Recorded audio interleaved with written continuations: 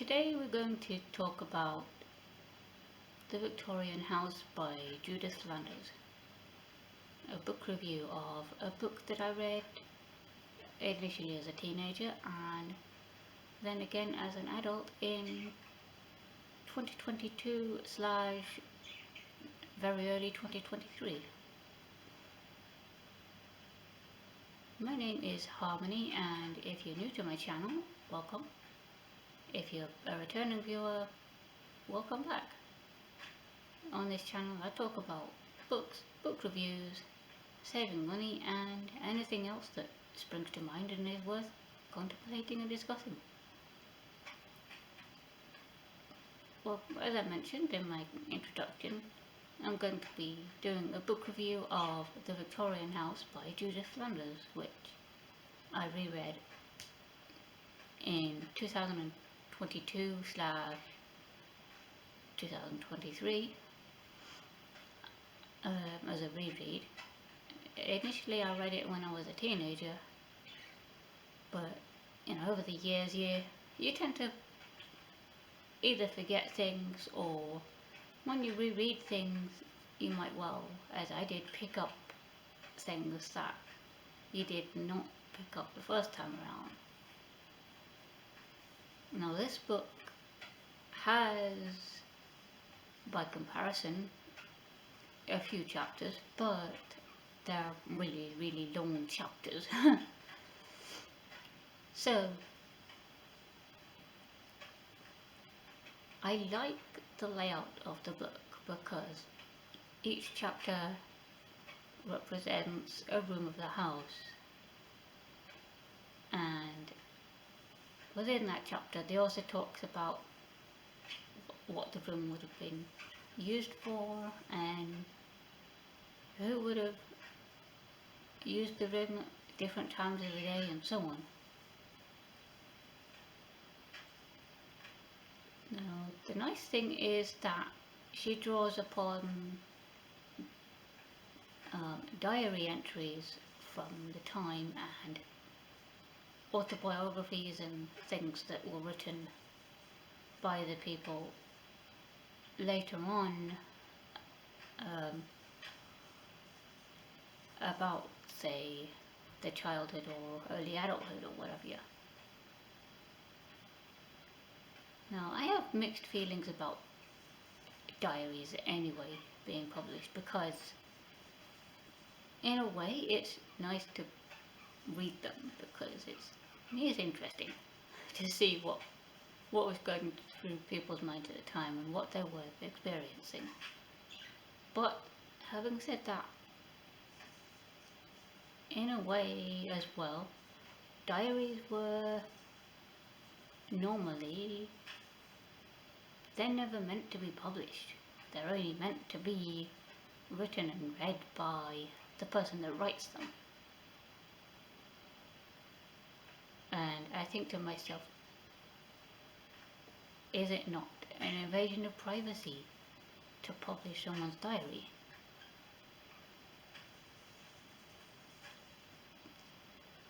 That being said, I did learn a lot from this reread. Something that surprised me quite early on is how much people pretended. So, especially in the middle classes and upper classes, there were people who had been teachers before they married, and so they had experience with children, probably very young children. And yet, when they married, they had this major pretense that they knew absolutely nothing about children, to the point that they would ask, say, the nurse or the nanny, how often do you change or how often should I change the child's nightdress or something random like that. Look, you're the child's mother. You're the child's parent. You should know this stuff better than the nanny or the nurse or whoever.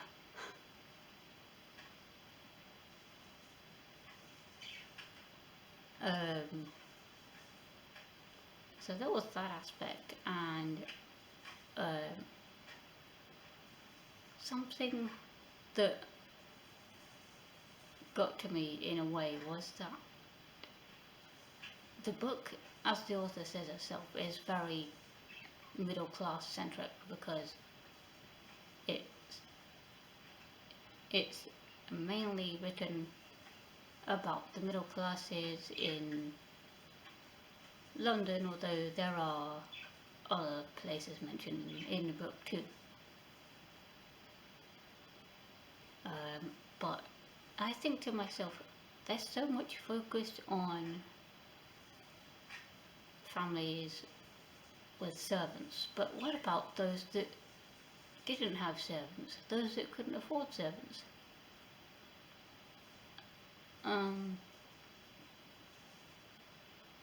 You know, what was it like for average working class person or couple or family? There's really no mention of that. Partly I think that's intentional because the book focuses on, as I said, the middle classes, but partly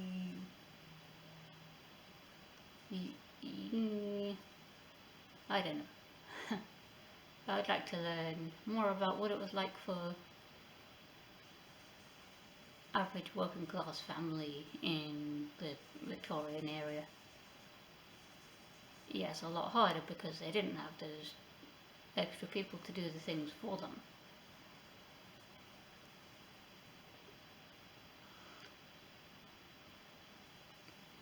So something that I also find very interesting is that they had then systems that we would now consider to be recycling or reusing of byproducts or something resembling the low waste movement. So, for example, they had paper that would take away bones or random bits of cloth, or people that would take away paper, people that would take away glass, and so on. And that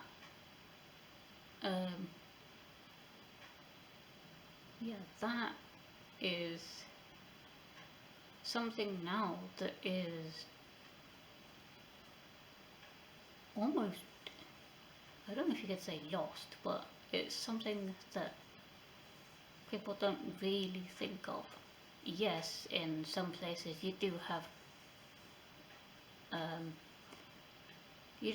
points where you can drop off your glass or your textiles or things like that, but that's only normally they're not people that come to your door to pick them up, that you pay to take your stuff away. They're more places that you have to gather your stuff and take it to drop it off.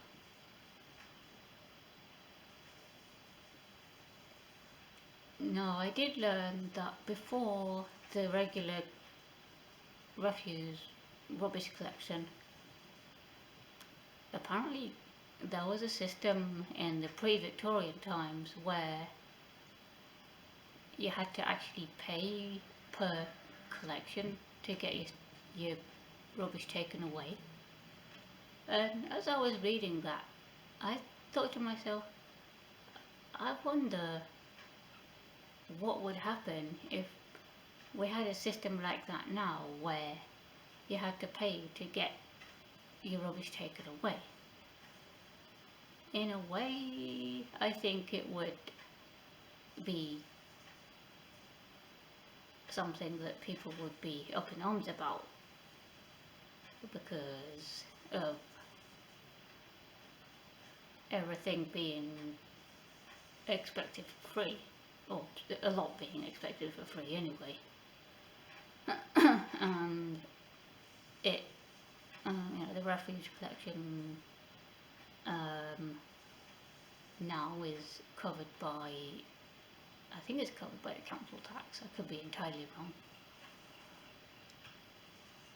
But also, I partly think that some people might actually be more inclined to think about what they're throwing away rather than just using so many disposable products and throwing them away like nothing, and like nobody cares, because if you had to pay per volume,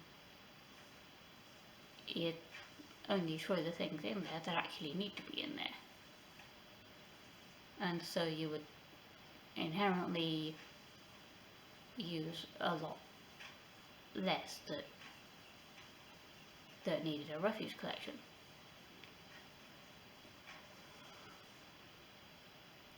Also, of course, people used to try to reuse things at home anyway, so they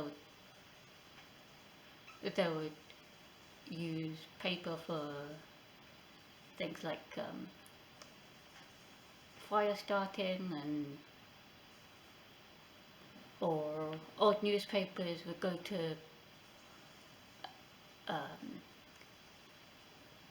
toilet paper or something like that, and they would, or actually some people still do, boil bones to make meat stocks if you eat meat. And any number of things. Something really cool that I learned was that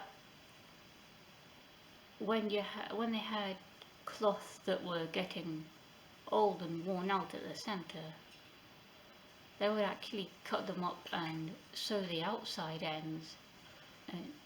edges rather, into the middle, so the outer edges would become the centre and the former centre pieces would become the outer edges, which is something that I'd never thought of doing.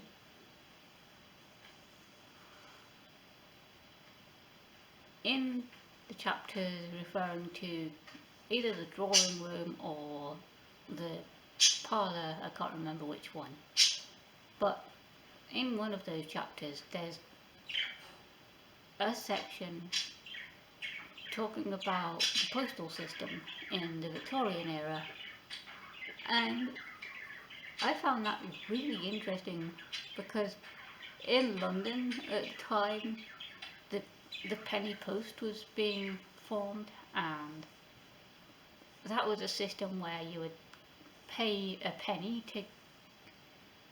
for a stamp to send your letter, and if it was going to within London, it would get there within 4 hours, or if it was going elsewhere in the country, it would get there by the next day. I don't know if there was a similar system in the rest of the country. I'd like to think there was, but But even so, it's quite something to see just how many letters were written and sent at that time, because of because a large part of the Victorian era was pre-telephone. So you'd get a man, say, sending a letter or a quick note to tell his wife that he would be home from work late, and then of course he'd be home or nearly home by the time his wife actually got the note. Amusing.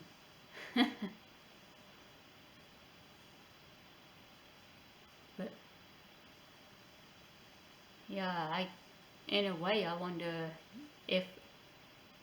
what would happen now if they had a similar system where the postage stamps were very cheap and stayed cheap, and especially when you've got prices rising on everything, including stamps. Last time I looked, it was 85p for some stamps, which is absolutely insane. So, yeah.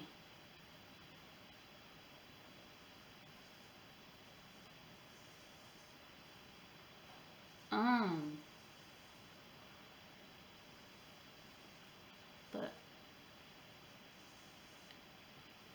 yeah, I also like, as I say in a previous video, I like writing letters anyway, and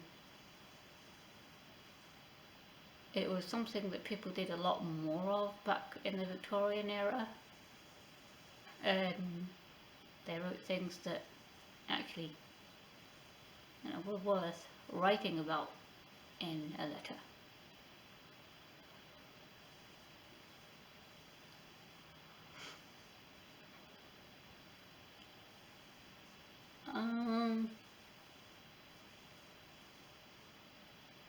Let's see, what else? Oh yeah, another thing that I learned as well in terms of furniture is that the Victorian era is, as far as I understand it, the era that brought us veneers and things that were done just because they looked better, rather than because they actually functioned any better, necessarily. That's when you started off with the whole veneer, so you'd get something that looked like, say, a more expensive wood, and yet underneath it was only a cheap, thin kind of thing. And I read in one of the chapters that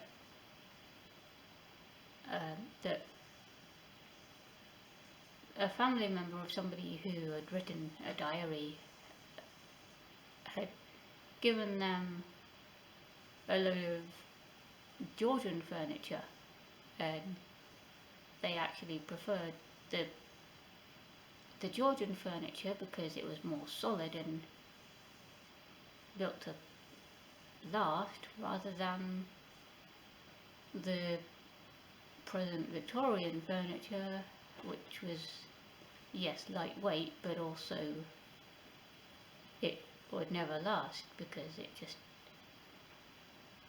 either fell apart or didn't hold up under any kind of strain.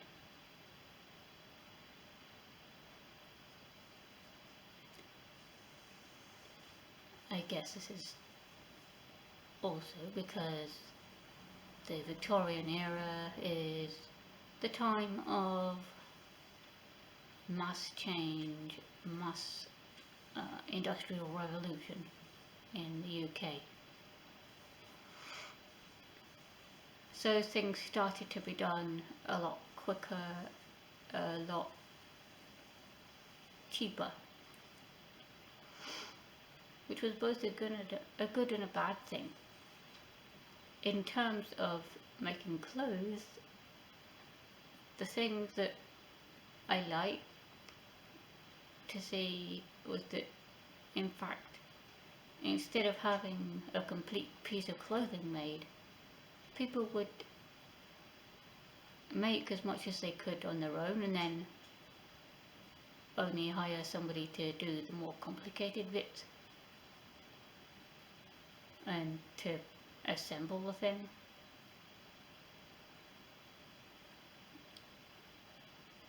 And the other thing that I found really surprising is that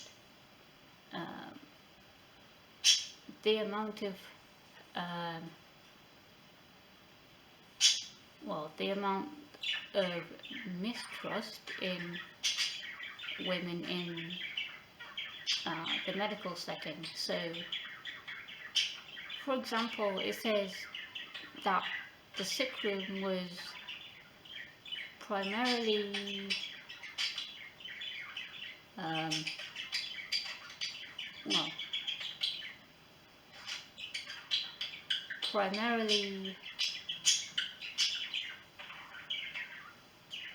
not somewhere that the family would be, and it was more the medical man, like the doctor, who would be in there rather than, say, a nurse or anyone of that nature. And the last thing that I can think of is, in terms of the street in general, the Victorian street outside the houses, you had, by the sound of it, a lot more street entertainers, street performers, food sellers, that sort of thing. Whereas now, you only really have those types of people now and again, or in specific areas, like in, say, marketplaces, or you might get one or two buskers or something like that, but that's about it, really.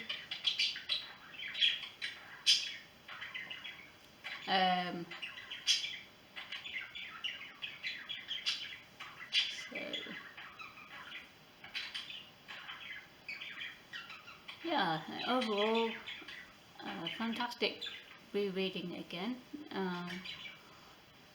Very interesting, and I would recommend it, even though it took me forever to reread it.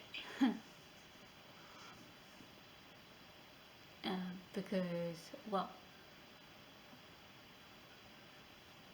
like I say, it's quite nice to see what else you can learn from rereading a book.